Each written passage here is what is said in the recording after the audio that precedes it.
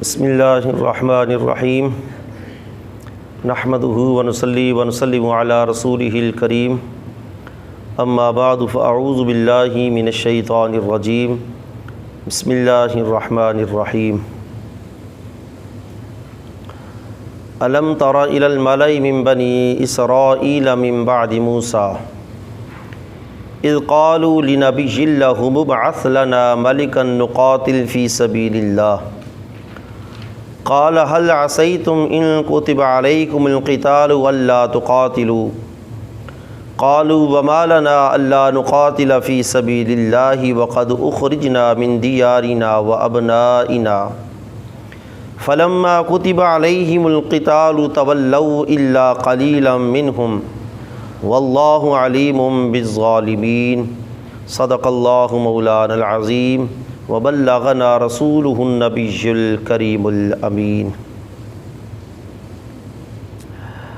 کل کی آیت میں قرض حسن کے متعلق ہم نے پڑھا تھا کہ اللہ کی بارگاہ میں کوئی مسلمان قرض حسنہ پیش کرتا ہے، صدقہ خیرات کرتا ہے تو اس کی اہمیت رب کی بارگاہ میں کتنی بڑھ جاتی ہے اور اللہ اس کا کتنا اس کو کثیر تعداد میں اضافہ عطا فرماتا ہے۔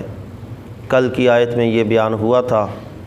آج کی آیت میں حضرت موسیٰ علیہ السلام کے وصال کے بعد بنی اسرائیل کے اندر جو احوال تبدیل ہوئے، ان رونما ہونے والے احوال کا ذکر ہے۔ فرمایا الم تر الی الملأ من بنی اسرائیل، اے محبوب صلی اللہ علیہ وسلم کیا آپ نے دیکھا نہیں الی الملأ، اس گروہ کو، اس جماعت کو، من بنی اسرائیل، بنی اسرائیل میں سے، یہ اولاد یعقوب ہے بنی اسرائیل، حضرت یعقوب کی اولاد کو بنی اسرائیل کہا جاتا ہے۔ کیا آپ نے بنی اسرائیل میں سے اس جماعت کو نہیں دیکھا؟ من بعد موسیٰ، موسیٰ علیہ السلام کے بعد، اذ قالوا، جب انہوں نے کہا، لنبی لہم، اپنے نبی سے، ابعث لنا مالکن، اپنے نبی سے کہا کہ ہمارے لیے کوئی بادشاہ مقرر کر، نقاتل فی سبیل اللہ، تاکہ ہم اللہ کی راہ میں جہاد کریں۔ قال، تو اس نبی نے آگے سے جواب دیا، هل عصیتم، قریب ہے، ان کتب علیکم القتال، کہ اگر تم پر قتال فرض کیا گیا، تم پر جہاد فرض کیا گیا، اللہ تقاتلوا، یہ اصل میں ان لا تقاتلوا، ادغام ہوا ہے، اللہ تقاتلوا، قریب ہے کہ تم پر جب قتال فرض کیا جائے گا تو تم نہیں لڑو گے۔ قالوا، وہ بولے، وما لنا، ہمیں کیا ہے، اللہ نقاتل فی سبیل اللہ، کہ ہم اللہ کی راہ میں نہ لڑیں، ہمیں کیا ہے، کون سی چیز رکاوٹ ہے، وقد اخرجنا، حالانکہ ہمیں نکالا گیا ہے، من دیارنا، اپنے گھروں سے، وابنائنا، اپنی اولادوں سے، اپنے وطنوں سے بھی ہم باہر ہیں، اپنی اولادوں سے بھی ہم دور ہیں۔ فلما کتب علیہم القتال، پس جب ان پر قتال فرض کیا گیا، ان پر جہاد فرض کیا گیا، تولوا، تو وہ پھر گئے، الا قلیلا منہم، ہاں ان میں سے تھوڑے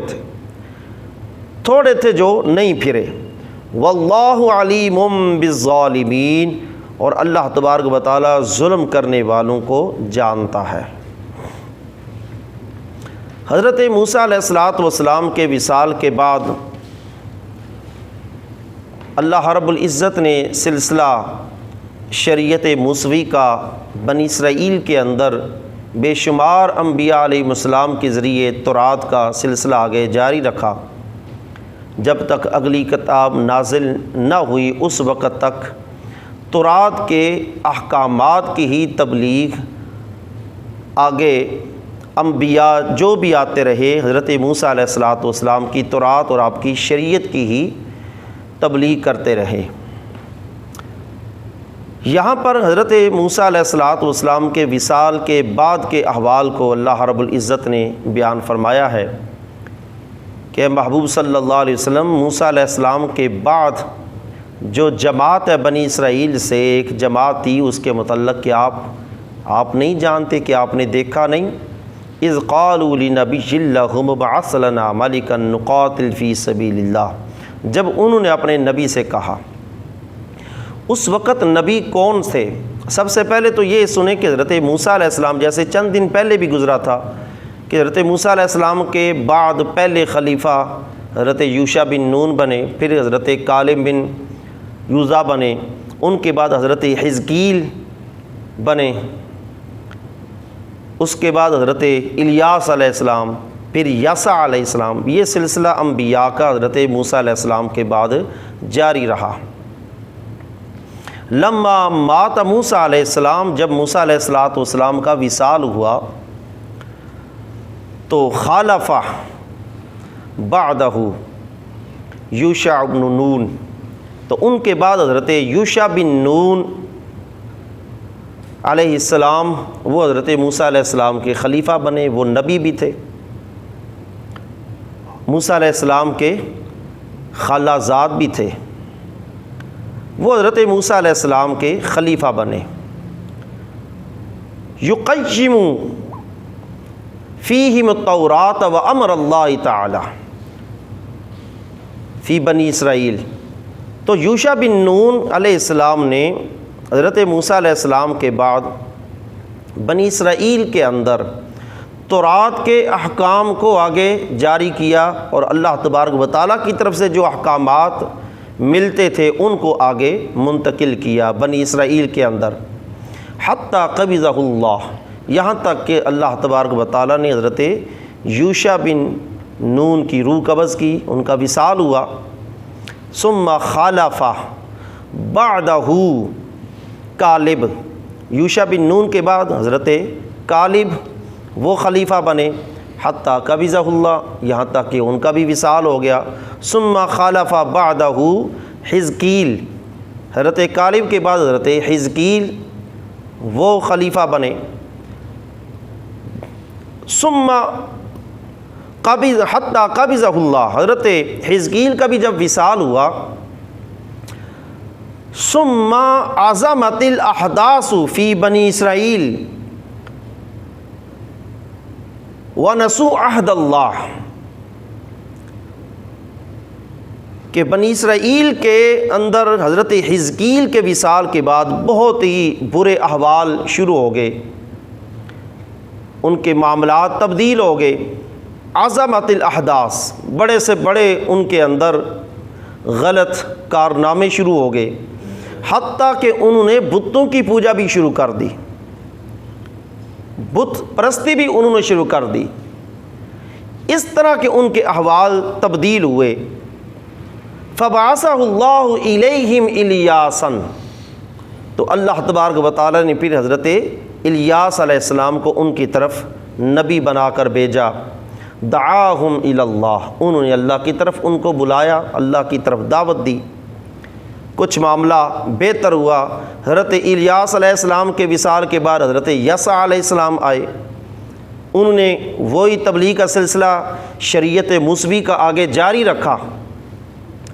ان کا جب وصال ہوا تو پھر کافی درمیان میں گیپ آیا کسی نبی کے آنے کا، اور وہی سارا عرصہ تھا جس عرصے کے اندر بنی اسرائیل قوم مغلوب ہو گئی۔ اس قسم کی مغلوب ہوئی کہ بحیرہ روم کے کنارے پر جالود کی قوم آباد تھی، وہ جالود ان پر غالب آ گئے، حتیٰ کہ بنی اسرائیل کے بستیوں کے اندر، سلطنتوں کے اندر جو بادشاہ تھے، بادشاہوں کے جو شہزادے تھے، ان کو بھی گرفتار کر لی، قید کر لیا۔ اور تفاسیر میں آتا ہے کہ بنی اسرائیل کے 440 بادشاہ جالوت اور اس کی قوم نے قید کر لیے، اور بنی اسرائیل پر بہت زیادہ اذیتیں ڈھائی گئیں، ان کو اپنے وطنوں سے نکالا گیا، ان کے بچوں کو قیدی بنایا گیا، اور ان سے مشکل کام ان سے لیے گئے، غلام اور لونڈیاں ان کے بچیوں کو بنا لیا گیا، اس قسم کی اذیتوں کے اندر مبتلا کیا۔ اب جو بنی اسرائیل تھے نبی تو کوئی آ نہیں رہا تھا، حتیٰ کہ جو سابقہ نبیوں کی اولادیں تھیں وہ بھی وصال کر چکی تھیں کہ ان سے کوئی رہنمائی لیتے، نبیوں کی اولادیں بھی وصال کر چکی، کوئی نبی بھی نیا نہیں آ رہا تھا۔ تو وہ اس انتظار میں تھے کہ اللہ اب کوئی نبی ہمارے پاس بھیجے تو ہم اپنی سابقہ جتنی بھی کوتاہیاں گناہ ہیں ان سے ہم تائب ہوں گے، اور جو وہ ہمیں حکم کرے گا ہم اس کے حکم کی تعمیل کریں گے۔ تو انہی بنی اسرائیل کے اندر ایک عورت تھی، وہ حمل سے تھی، حاملہ تھی، تو پوری بنی اسرائیل قوم جو تھی وہ اس پر امید لگائے ہوئے تھی، اور اس کو ایک گھر کے اندر چھپایا ہوا تھا کہ اس سے بچہ پیدا ہوگا اور شاید وہ ہمارے لیے رہنمائی کا باعث بن جائے۔ اور جو وہ عورت تھی وہ خود بھی اللہ کی بارگاہ میں دعائیں کرتی تھی۔ تو یہ جو ذکر آ رہا ہے نا، اذ قالوا لنبی لہم، کہ بنی اسرائیل نے موسیٰ علیہ السلام کے بعد یہ وہ اوپر جو انبیاء کا میں نے ذکر کیا ہے، حضرت یوشع بن نون، کالب، حزقیل علیہ السلام، حضرت الیاس، حضرت یسع، یہ انبیاء کا ایک سلسلہ گزرنے کے بعد، حضرت یسع کے بعد وہ حالات جب زیادہ خراب ہوئے، بتوں کی پوجا شروع ہو گئی، جب کافی وقفہ آ گیا کہ کوئی نبی اب نہیں آ رہا بنی اسرائیل کے اندر، تو اس وقت وہ نبی کی آمد کی امید لگائے ہوئے تھے کہ کوئی نبی آئے، انتظار میں تھے ہمیں رہنمائی دے۔ تو جو اللہ نے ذکر کیا لِنَبِيٍّ لَهُمْ، بنی اسرائیل نے اپنے نبی سے کہا، تو وہ نبی کون ہے؟ اس نبی کے متعلق تفاسیر میں آتا ہے حضرت شمعون علیہ السلام، شمعون، اور شمعون نام کیوں ہے؟ انما شمعون ان امہ دعت اللہ، ان کی والدہ نے رب کی بارگاہ میں دعا کی تھی، اے اللہ ان یرزقنی غلامن، کہ مجھے بیٹا عطا فرما۔ فاستجاب اللہ لہا، اللہ نے اس عورت کی دعا کو قبول کیا۔ فوالدت غلامن، انہوں نے بچے کو جنم دیا، بیٹا پیدا ہوا۔ فسمتہ سمعون، تو انہوں نے نام رکھا سمعون۔ تو وہ ایک محاورہ بولا کرتی تھی، ایک محاورہ بولا کرتی تھی کہ بیٹے کا نام سمعون میں نے کیوں رکھا ہے سین کے ساتھ۔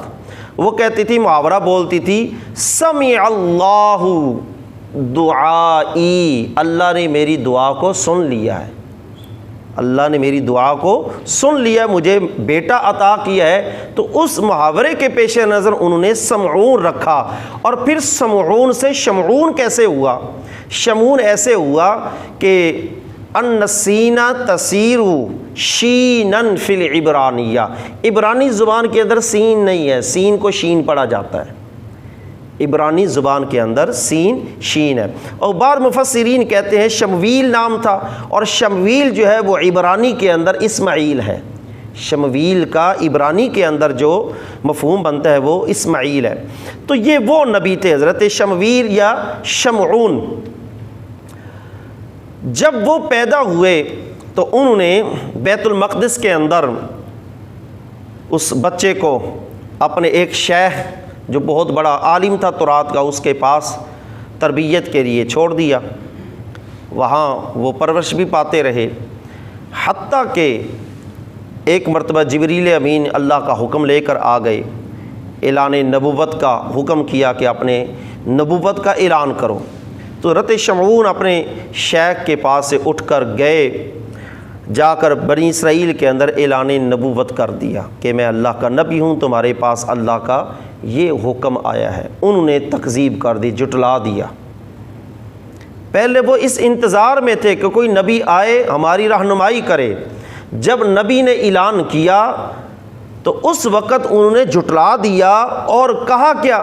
انہوں نے کہا تو نے وقت سے پہلے ہی اپنی نبوت کا اعلان کر دیا، لہٰذا تو جھوٹا ہے، تیرا تو ابھی وقت ہوا ہی نہیں، تیری وہ عمر ہے ہی نہیں کہ تو نبی ہو سکے، وقت سے پہلے تیرا اعلان جو ہے یہ کوئی معنی نہیں رکھتا، لہٰذا تو نبی نہیں۔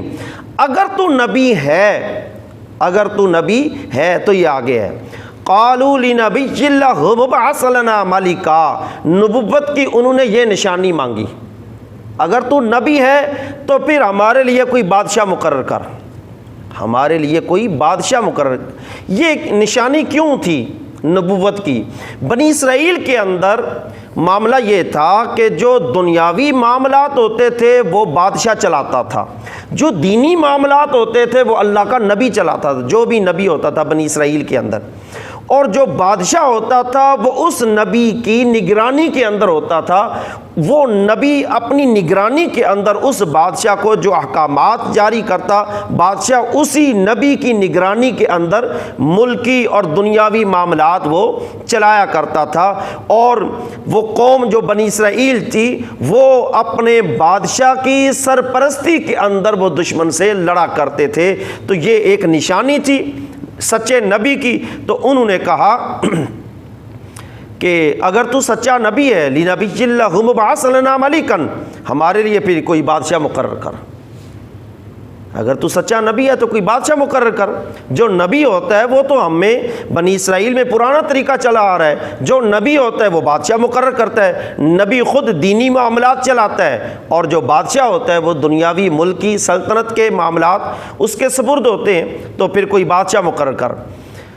تو اس نبی نے آگے سے جواب دیا، هل عصیتم ان کتب علیکم القتال، قریب ہے کہ جب تم پر جہاد فرض کیا جائے گا، اللہ تقاتلوا، تو تم نہیں لڑو گے، تم نہیں لڑ سکو گے۔ قالوا وما لنا الا نقاتل فی سبیل اللہ، انہوں نے کہا ہمیں کیا ہے، ہم کیوں نہیں لڑ سکتے؟ وقد اخرجنا من دیارنا وابنائنا، ہمیں اس قوم جالوت نے اپنے وطنوں سے نکال دیا ہے، اپنے بچوں سے جدا کر دیا ہے، تو کیا اب بھی ہم نہیں لڑیں گے ان سے؟ ہمارے وطنوں پر وہ قابض ہیں، ہمارے بچوں کو انہوں نے غلام لونڈیاں بنایا ہوا ہے، تو کیا اب بھی ہم نہیں لڑیں گے؟ تو فرمایا ہاں تم نہیں لڑو گے۔ فلما کتب علیہم القتال، جب ان پر جہاد فرض کیا گیا، تولوا، تو انہوں نے منہ موڑ لیا، پھر گئے اپنی بات سے، الا قلیلا منہم، مگر ان میں تھوڑے۔ یہ آگے ذکر آ رہا ہے تفصیلاً کہ وہ قوم جالوت کے ساتھ پھر مقابلہ ہوا طالوت کا، اور پھر وہ شرط رکھی کہ راستے میں ایک نہر آئے گی، اس نہر سے پانی پینا ہے، وہ کتنا پینا ہے وہ مقدار بھی آگے بتائی جائے گی، اور مقدار سے زیادہ پینے والا جو ہوگا وہ ظالم ہوگا، وہ میرے ساتھ اس کا کوئی تعلق نہیں ہوگا، یہ آگے وہ پوری تفصیل آئے گی۔ تو ان میں سے تھوڑے تھے جنہوں نے اس کی بات پر عمل کیا، اس بادشاہ کی بات پر، اکثر جو تھے انہوں نے وہاں سے وہ پانی پیا اور اپنے اس بادشاہ کی حکم عدولی کی۔ تو اللہ تبارک و تعالیٰ نے ارشاد میں تولوا، اپنے کہے ہوئے سے وہ پھر گئے کہ ہم اس بادشاہ کی سرپرستی میں ہم جہاد کریں گے، کوئی بادشاہ ہمارے لیے مقرر کرو۔ تو فرمایا فلما کتب علیہم القتال، جب ان پر جہاد فرض کیا گیا، تولوا، تو وہ پھر گئے، الا قلیلا منہم، مگر ان میں تھوڑے۔